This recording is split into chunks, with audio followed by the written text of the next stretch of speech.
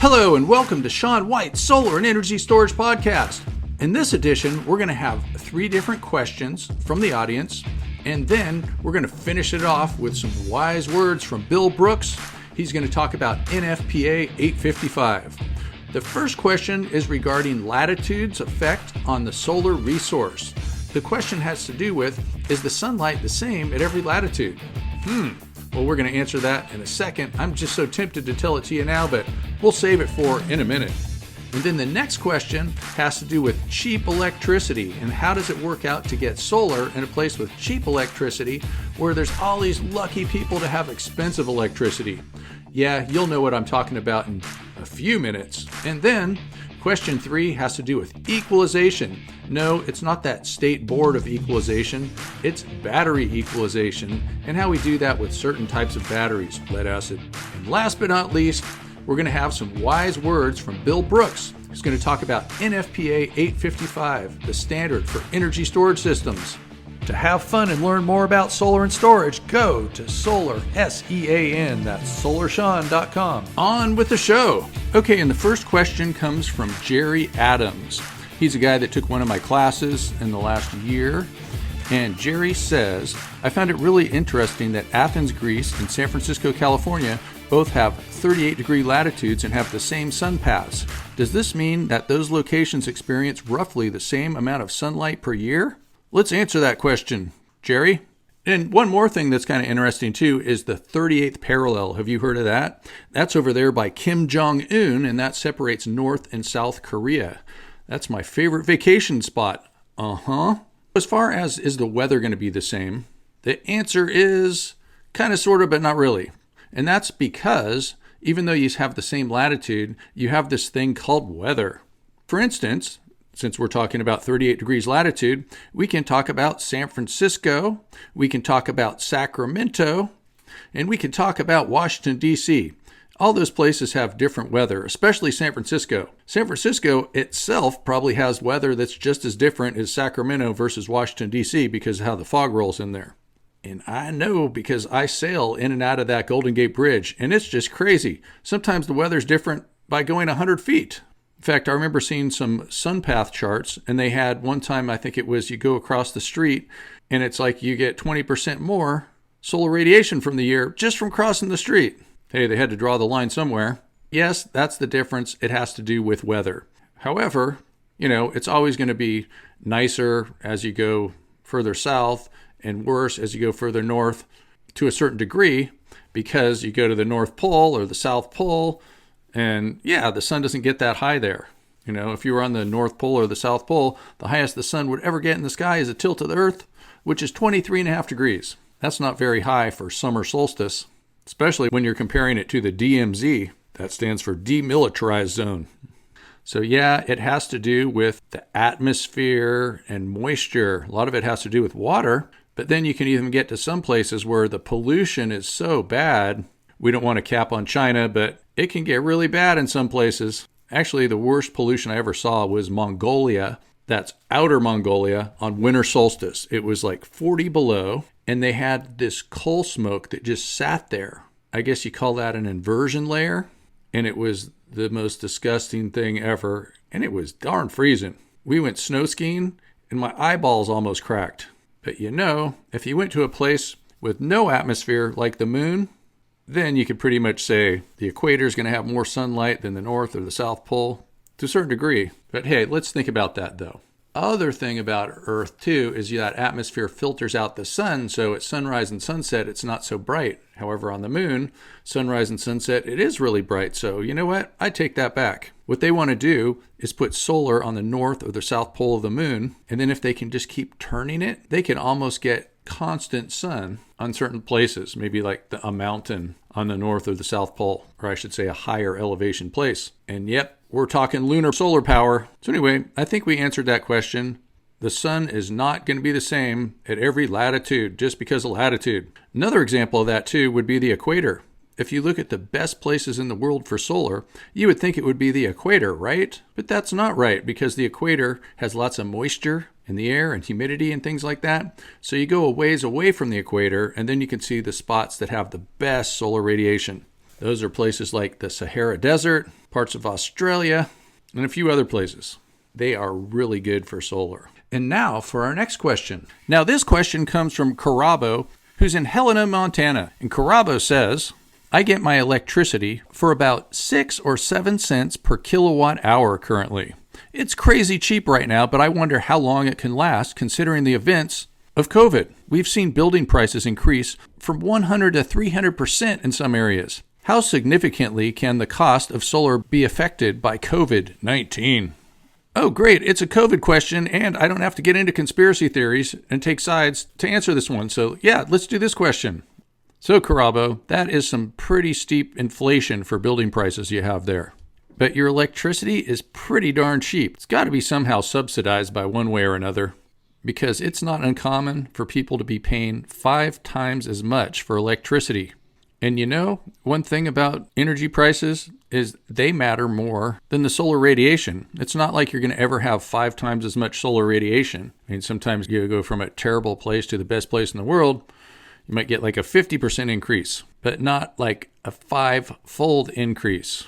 And did you know, just for instance, that a 5-fold increase is a 400% increase? Because let's just say if you took 10 cents and you turned it into 20, that's a 2-fold increase, but that's a 100% increase. So a 5-fold increase is a 400% increase. I bet everybody didn't know that, but I'm sure you did, because every Carabo I've ever met has been a super smart person. One thing about solar is it does have the trend of going down. I mean, the price is going down. It's getting towards the price of dirt. I mean, it's getting cheap, especially compared to how expensive it used to be, and the price of dirt going up. And there are some pieces in the system that have gone up in price, like silicon and things like that, but it has not seriously affected the system price. You know, being in the United States, the biggest thing affecting the price right now pretty much are the tariffs that people pay on international modules.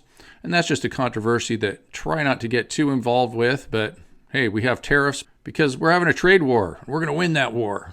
But you know what? You're in Montana, electricity's cheap, and maybe the best way to sell solar there is to talk about being sustainable and independent from the utility. Because if you're talking about something like 7 cents a kilowatt hour, it's going to have a long payback period, except, you know what? It's still going to have a payback period. So it's still going to pay for itself, but it's not going to be this great profit center where you can just turn your money over like crazy, like you can in a lot of other states. And hopefully the price of electricity goes up there and everywhere. That's right, we're in the business of selling electricity, so we want electricity to be expensive, which also causes people to conserve energy, causes people to buy more solar systems, and it's just good for everybody all around. And one of the things that I've noticed throughout the last decade and a half is you'll see places where they'll have a good incentive, such as a rebate, and then all of a sudden there's a boom in this place. So you started off with around 2006 or 2008. They had the California Solar Initiative, and California was taking off, and then New Jersey was taking off. Ontario, Canada was taking off. Even Pennsylvania took off for a little bit. And a lot recently, I've been seeing a lot of stuff going on in the Midwest. Florida's taken off. It just takes off in different places a lot of times just because of policy and the price of solar going down. So even without policy, at 7 cents a kilowatt hour, we'll get there.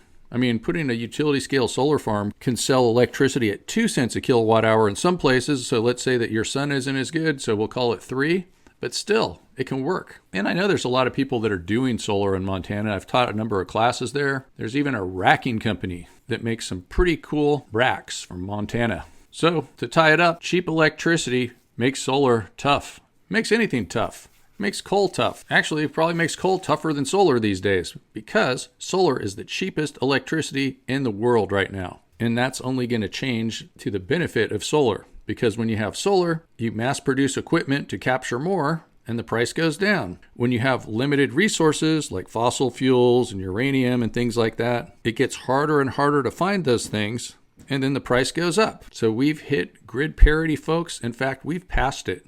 Solar is cheaper than coal, cheaper than natural gas, barely cheaper than wind, but hey, they're our friends. And now energy storage, that's the key because renewable energy is intermittent because the sun isn't always shining and the wind isn't always blowing. So we're using things like energy storage to counteract that. And with all the electric vehicles, putting energy storage on the floorboard, we're getting the price of lithium-ion batteries going down. Okay, on to the next question. This question comes from Vince Haverty. The question is, I have never heard of equalization for batteries. How often does this usually need to be done for maintenance, and what does it accomplish? Equalization of batteries. That's something that NABCEP loves to put on their tests, or at least has loved to put on their tests very often. And no, this has nothing to do with the State Board of Equalization, whatever that is, but I voted on it before. We're talking about equalizing lead acid batteries for the most part. And what an equalization is, let's first talk about what kind of batteries you can equalize and what kind you can't. So you can pretty much only equalize batteries that are flooded lead acid batteries that have the caps that you can take off and that you can add distilled water to. Occasionally, you might find some maintenance-free lead acid battery where you can't add distilled water to it, and the manufacturer might tell you that you can do equalization, but I'd double check that because that's kind of unusual. Because for the most part, equalizing batteries is something that you have to be able to add distilled water to. And one more thing too is there are a lot of similarities between NiCad batteries and lead acid batteries. So whenever I say something about a lead acid battery, oftentimes that could mean NiCad too, but most people aren't using NiCad batteries because they have cadmium in them. They're kind of toxic, but hey, lead's toxic too. And you might just see those cadmium batteries used by telecoms, cell towers, things like that. Anyway, so the kind of people that you might see equalizing lead acid batteries are old-timer hippies living in the hills that have these old PV systems that are like 12 and 24, and if they're lucky, even 48 volts with huge big cables and really old equipment. I was recently up in Haines, Alaska, and I saw some guy that had a 12-volt system that was kind of big, and he had lead acid batteries that he made last for 20 years, and they were still going. He would always keep them between 90 and 100% state of charge. Well, he still does live in a windy place, and he's got solar generators, and he just loves his batteries. He talks to them. He has a personal relationship with his batteries. And of course, he equalizes his batteries, and he waters his batteries, and he knows that some cells are different than other cells. Some cells take more water than other cells. And one reason why you might have that kind of a situation, why one cell might lose water faster than the other cells, is because one cell might be hotter than the other cells. And one reason why one cell might be hotter than the other cells is you might have a bad connection. That's right. The cable is attached to the battery a little loosely or a little corrosion in there, and that makes some heat, and that makes that battery acid, actually mostly water, just like a human, it makes it disappear. That's right, you're mostly water. Most of your atoms are hydrogen, just like the sun. If we could just figure out how to do fusion. Okay, back to business. One thing that you definitely do not do is overcharge lithium-ion batteries. Lead-acid batteries love to even be fully charged. Lithium-ion batteries do not love to be fully charged.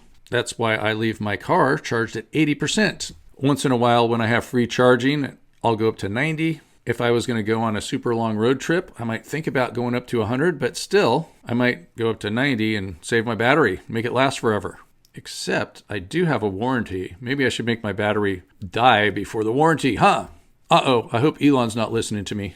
Lithium-ion batteries are very sensitive, and they do not like being overcharged, and that could even cause a thermal event, also known as venting with flame, also known as, the word that we do not like to say, fire. That's why lithium-ion batteries have to have battery management systems, and they always do. And they're pretty safe. I mean, a whole lot safer than a tank of gas. Kaboom! I love those movies. The question now is, why do we do equalization on lead-acid batteries? Two reasons, actually. One of the reasons is because these lead-acid batteries, they're sitting there. They're not bouncing around in our cars, going over potholes. And they get this thing that the Grand Canyon gets. It's called stratification. It gets layers. And so you get the heavier, more acidic things sinking to the bottom of the battery, the lighter, more water-like things going to the top of the battery, and it gets stratified. When you do equalization, what it does is once the battery gets fully charged and can't charge anymore, it starts splitting water molecules, also known as electrolysis. And that's how you make hydrogen, actually. But we call it an electrolyzer.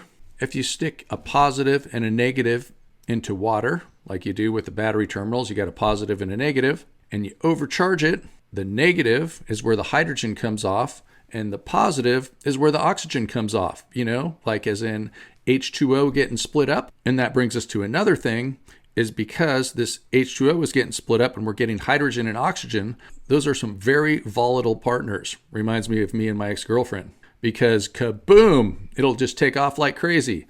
In fact, the space shuttle, that big tank that they would bring up with the space shuttle, that was hydrogen and oxygen.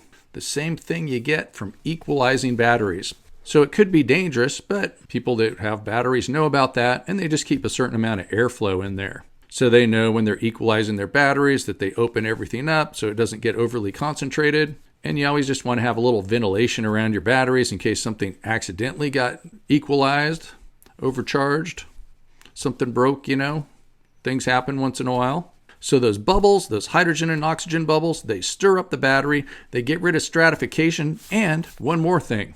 There's this other thing called lead sulfate crystals. With a lead acid battery, it's very healthy to be charged to 100% every day if possible. And if you're having a bad winter, not a lot of sunshine, and you're going between 80 and 70 or 80 and 50 all week long, and you don't get to that 100%, you start getting crystals building up on those plates. And that's not a good thing because it's kind of blocking activity happening. That activity of the battery working. You don't want to have crystals over your lead plates. So then those bubbles, as they're stirring, they're scraping. And they scrape the lead sulfate crystals off of the lead plates. Or at least that's what they say.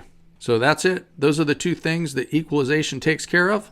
Stratification and lead sulfate crystal scraping. It's a controlled overcharge. Let's say you had a 48 volt battery bank. You're most likely doing equalization at over 60 volts. And now somebody might say, maybe I can capture that hydrogen and put that on a fuel cell. But you know what? You might as well just get an electrolyzer. And the other problem with making hydrogen, fuel cell electricity from solar energy is when you go from electricity to hydrogen and then back to electricity, that's about 35% efficient. That means you're losing 65% of your energy of changing things back and forth. That's a problem. So you might as well just stick with batteries for now. But hydrogen is pretty cool. It is most of the universe after all. It's most of you, most of me, stars and stuff. Okay, thank you for that one, Vince. We are now equalized. And now we're going to hear it from Bill Brooks, who helps write all kinds of NFPA standards, who is key in helping with writing all kinds of codes and standards, especially the NEC, but also Bill is involved with all things NFPA, such as NFPA 855. And this is a standard for stationary energy storage systems. It's not adopted by any state. It's a brand new standard. When would you say people would be using this, Bill? 855 can be adopted by municipalities and things like that and fire services, but it's mainly, I guess the most important part about 855 is that it's used a lot informing and helping to write the building codes. And so there is a section in 855 on 1 and 2 family dwellings, and some of that language has made it into the residential code. We actually had to modify it and improve it, and because 855 has just gone through its first edition, now in its second edition, it's used a lot for the building code. So that's where we see it officially adopted. But a municipality or a fire service could require certain projects to follow 855 to the letter.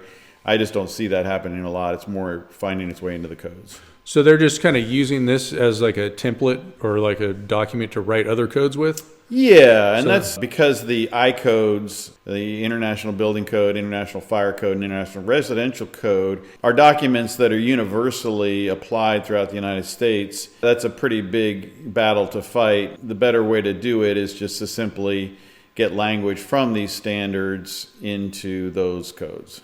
Okay. So that kind of reminds me of the IEC, which is the International Electrotechnical Commission, and it's kind of evolved out of like a European standard, but they don't really use it to design systems, but they use it to write codes. And it even talks about how in the front of the NEC, if you read it, it says that they try to go by the philosophy of the IEC. So let's just read that reference right out of the NEC. NEC Article 90, Introduction, 90.1c, relation to other international standards.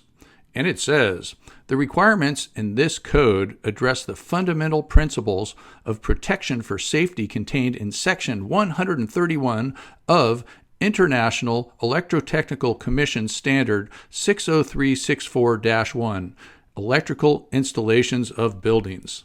Then there's even an informational note, and that informational note says that IEC 60364-1, Section 131, contains fundamental principles of protection for safety that encompass protection against electrical shock, protection against thermal effects, protection against overcurrent, protection against fault currents, and protection against overvoltage.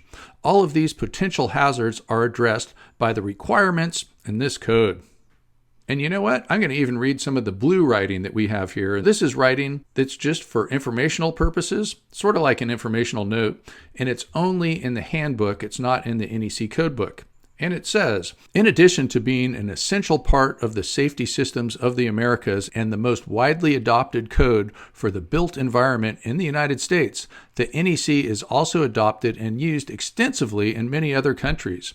The NEC is compatible with international safety principles, and installations meeting the requirements of the NEC are also in compliance with the fundamental principles outlined in IEC 60364-1, Electrical Installations of Buildings, Section 131. Countries that do not have formalized rules for electrical installations can adopt the NEC and be fully compatible with the safety principles of IEC 60364-1, Section 131. So pretty much the difference between a code and a standard is you can use a standard to help you come up with ideas to write the code. And it's nice when we harmonize all these different codes in all these different places around the world with the IEC, so we're not too far apart. And there's some things that we cover in the NEC that are just pretty much nature, universal. Like I bet you aliens in the Andromeda galaxy also bond neutral to ground in one single point. That's called a single point of system grounding,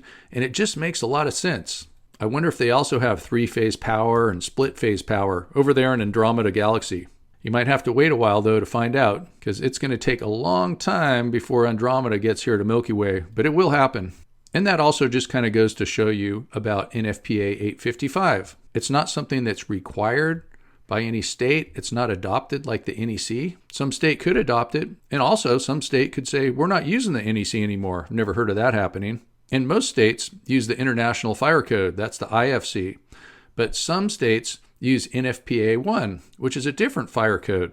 There's actually competing fire codes. Can you believe that? You have these different standards. These standards could be good ideas, and people all around the world use the NEC. I like that last sentence that they put here too. Countries that do not have formalized rules for electrical installations can adopt the NEC and be fully compatible with the safety principles of IEC 60364-1, Section 131. That sounds to me like these NEC people are trying to sell NECs.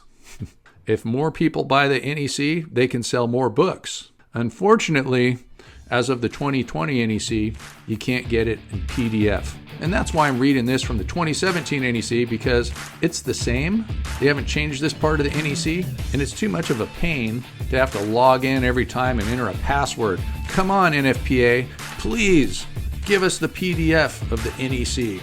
Thanks for listening to Sean White's Solar and Energy Storage Podcast. To find out more about solar, energy storage, everything else, go to solarsean.com.